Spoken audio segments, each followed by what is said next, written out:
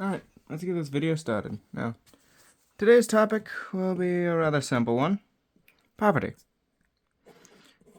Now, for those who are unaware of what poverty is, which would be all of 0 of you, poverty is when someone's living standards are below what would be expected because of lack of resources. Now, how that lack of resources comes about is varied. For example, they could be recently unemployed.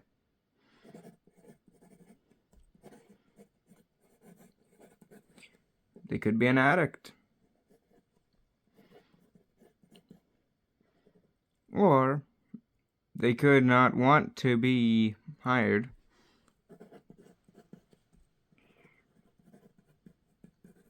And thus, they prefer instead to live as a pauper.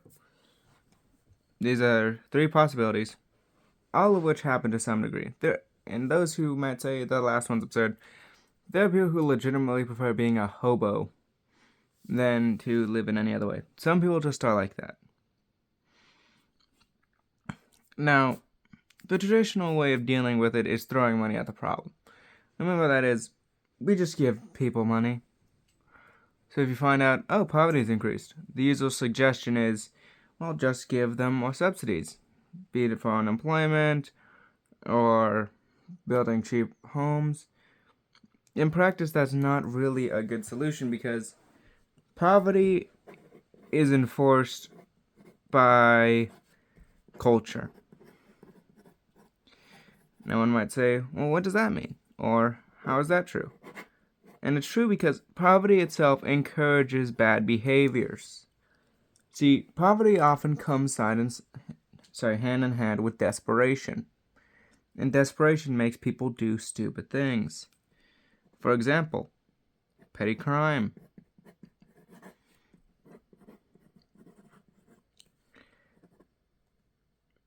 Just general selfish behavior.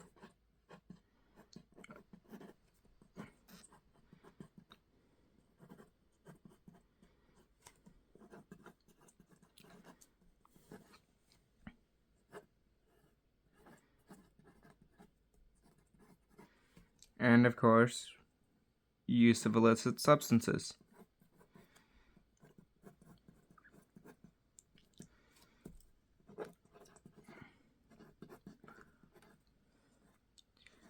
These general trends result in a culture that basically self-reinforces itself.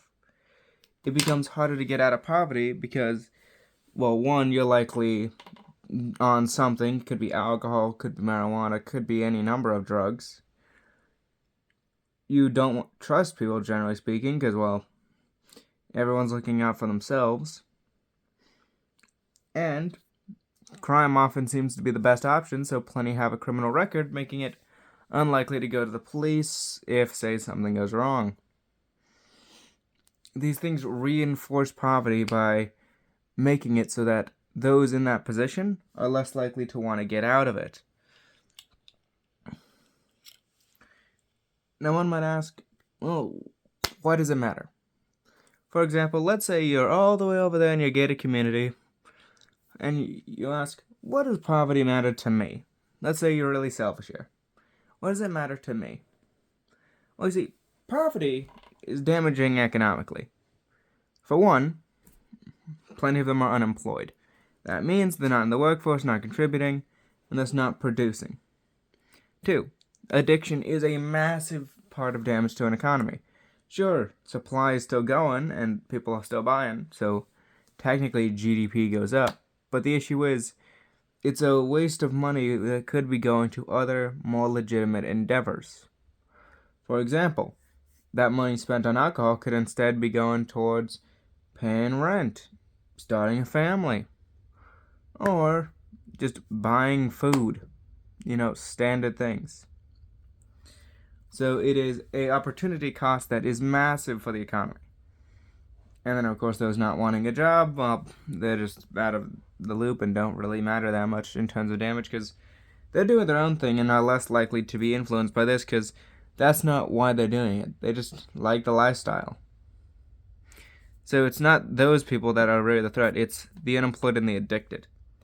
because they drag down society. Not because necessarily it's their own fault, most of the time, but because the way they are dealing with the situation is necessarily hurting the rest of us due to opportunity costs and just general suffering. So what is the solution to this? Well, number one, you gotta destroy the culture of poverty. That's just one thing you have to do. You gotta break this. When someone becomes a dependent, that really hurts for this. Because when you're a dependent, it's a lot easier to basically just rely on the government to do this stuff, while simultaneously you end up maintaining this behavior because, well, might as well get a little extra, or you just don't care. So when you're dealing with that dependency, it can often hurt. So instead, a better way to deal with it is, number one, deal with addiction. That should be your number one priority. Because addicts are some of the most damaging people to the economy just because of their consumption of these substances. So if you can get them sober, and thus not consuming as much of the bad things, you can start to work your way out of it. That takes a massive financial burden off of them and helps deal with a lot of the other two. Because addiction drives the other two incredibly quickly. So once that's done, what do you deal with next? Next, you hit crime. Because crime worsens one's ability to get out of poverty. Because if you can't build something up because someone will steal it, then you won't be able to truly get yourself out of poverty. So that's the next thing you do. Be hard on crime. Antisocial behavior and other things will start to fall away with just the two eliminated, but for the thing to do, deal with this.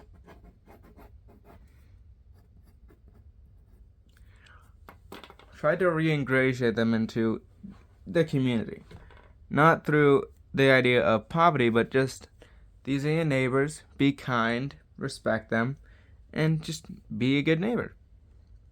Because if you get them cooperating, if one of them falls, they can lift each other back up, help each other back out. This one's the last of the three because it's basically the one that reinforces the method. So, sure, the other two raise people up, but if they fall back down again, well, then you have to do the whole thing again. The third one stabilizes it so that even if it starts to bend or break, it can maintain its structure and they can stay out of poverty. Now, another thing you could do, and this is my personal way to deal with it, deflation. Now, how does deflation help with this? Simple. It makes what they are earning worth more. So, if you're, say, working as a minimum wage worker at a restaurant, if the value of the dollar is going up and so what you're buying goes down in price, then you're able to save up more. You save up more, you're able to reinvest it, you're able to get out of poverty quicker. It's a cycle that goes quicker and quicker until eventually you're in a decent position. Maybe not rich like Bezos, but certainly a good middle class position where you could raise a family or just generally have a good life. And I'd say that's worth it. Plus, because people become wealthier, it's a lot harder for people to form these habits. And it is worth noting, it is the habits in the end that is creating the poverty crisis. It is not unaffordability, it is not food deserts, though those do contribute. It is the habits. Because what the habits do is they reinforce the situation. You could get rid of every food desert and make them have a Walmart or another store right in the center so that everyone can eat. You could even make it free. That won't change the habits that these people have developed for living so long without it. It takes time to get those habits out, and those are the ones that are really causing the problem. If the habits go away, so too do the issues that come with this culture and this development. And thus the easier it is to get out of poverty. And that's what you want. In order to get rid of poverty, you can't just say, oh, throw money at it. Oh, do this or that. No, you want to break it down. Break down this culture around poverty.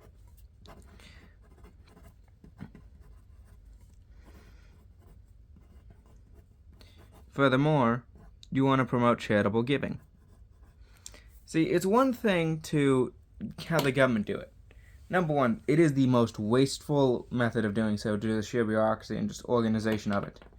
In fact, if one looks up how much the government spends to do this, it's 75% is just, no, probably not 75, close to like 2/3, is just spent managing the thing because of how big the apparatus needs to be. Charities, on the other hand, are reversed. 2/3 is instead going to the people that need help, with 1/3 in just paying for the things necessary to run it. Excuse me. And so, it is more efficient to rely on charity than the government to do these things. And so that can help quite a bit. Because some of these people, they just need some money. Something to start working to get up. Because they really want to get out of this. Others don't. And that's the important thing. Not every poor person is just, I need money and I'll do the rest. No. Plenty of them need a lot of work internally to get out of the situation. So you can't just throw money at it. There are plenty of addicts who will say, I just need some money, and then they'll spend it on a thing of heroin, inject it into their veins, and, oh great, the money's gone. Plenty of stories of that happening. People even using their parents for it. And does that help anyone? No. So, if you're gonna give someone money, you gotta break the bad habits first. Otherwise, it's wasted. You might say, it's not wasted. No, it is. It objectively is. Because that money, which could instead be going to someone who will get out of poverty, is instead going to an addict who is wasting it on something they don't need. Now, I'm not saying all poor people are one or the other. There's variety in poor people. Shocking. And so, when you're dealing with them, you gotta deal with them on a case-by-case basis. It's a lot easier to tell personally, which is one of the advantages of charity, is personal, so it can help deal with those differentiations. The government just says, oh, below line, give money. Does that help? Really? No. Because you're giving it to those who would just abuse the system alongside those who actually need it. That doesn't help. If anything, it makes it worse, because do you know what happens when that occurs? People stereotype. So what do you think people are going to think of the hardworking people who are actually trying to get out of it when they're in the same category as the addicts just using the system to essentially profit? They're going to be looked at as the addicts, and you may say, well, humans shouldn't do that, but they do. They objectively do. We see this constantly. Stereotypes are an inevitability when you're dealing with groups. So you can't just say, oh, well, it shouldn't matter what we do. It does. It will always matter because people will always classify. Our brains do that because it makes it easier to understand. For example, if I just showed you 2 plus 2, you'd say 4, right? Yeah. Now, if I put E next to it, what would you think that's for? Would you think E is the E as in the letter? Or is it an electron? Or is it a variable? Now, the most likely one is a variable, or just an example in this case. But the point is, we classify things because it makes it easier on us. So instead of remembering, oh, this E is for this and this E is for that, we just say, right, this is algebra, and this is writing. We classify them. That's the very purpose of words. And so, in order to make poverty, less, be reduced, you have to recognize that if you just group people together based on being below the poverty line and just say, take the money, you're not going to help. Even universal basic income doesn't help that much. If you actually look at it, the actual percentage difference between those who receive it and don't is only a few percentage points. It's less than 10%. And one might say, oh, well, maybe it's 5%, that's good. When you remember, universal means everyone gets money. No, it isn't. For reference, in the United States, if you wanted to give $100, $100 to every single person, every single individual in the United States, that'd be a bit less than half of our military budget. $100.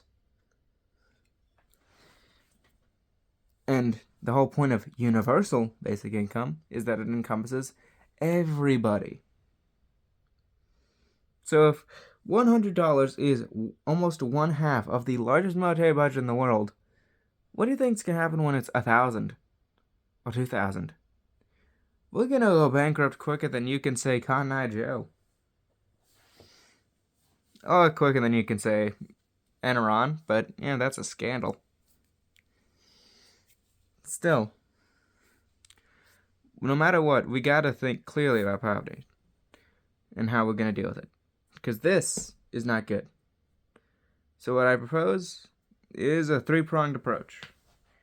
Now, the destruction of the culture is obviously a big part of it, but first off, the government should encourage deflation through its methods, specifically getting the Federal Reserve out of the money supply, specifically loans. If we don't print more money, the money will naturally gain in value as more is produced, but less is entering in the market because less is being made at all. So that will reduce prices, making it easy on the poor. Following that, there's got to be government programs or private programs, whatever's necessary, to deal with illicit substances and help deal with the mental health problems that also tend to come with poverty. From there, a hard-on crime approach needs to be implemented. We need to crush crime in whatever way is necessary. People shouldn't want to do crime. It hurts everyone when they do, including themselves, and so it shouldn't be tolerated. And once that's done, and all of the illicit substance use is reduced, and people are being able to more afford food and supplies that they need to live, then you can start encouraging a culture privately, or doing it alongside it, where people want to work together. Not because there's some collective of Americans, despite the fact that American is pretty vague as a term, because we're not really united that much, but it shouldn't just be as like Americans, but rather as neighbors, as families, as these small units of individuals who can say, yes, I like you, I know you, let's work together and help each other. Because if you start with the individual and they make friends with outsiders,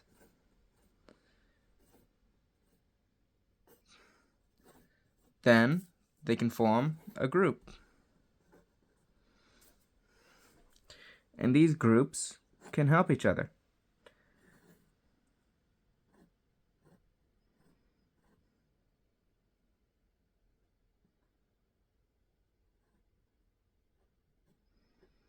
And that is the building block of a society. If you want to ensure stability, get start with the individual first, and then get them connected with other people, small groups, and then have these groups interact, grow, and cooperate. That's how things go forwards. So while the individual is the smallest part of this, they are arguably the most important part because they're the ones that are going to ensure this plan goes through fully. Because, let's say you are hard on crime. You crush it completely. Let's say the crime rate's down to like 0.2%. Astronomically small. Well, in such a case, what does that matter if the next year people get angry because they don't have any connections, and so they start fighting over interpersonal beef? What good is that? Why should we fight over dead cows? Not good. So we gotta lay the foundation for a connection. The individual is not lost in the group. The group is born of the individual. And that is necessary to end poverty. Anyways, have a good one. Hope you like it. and try not to be poor.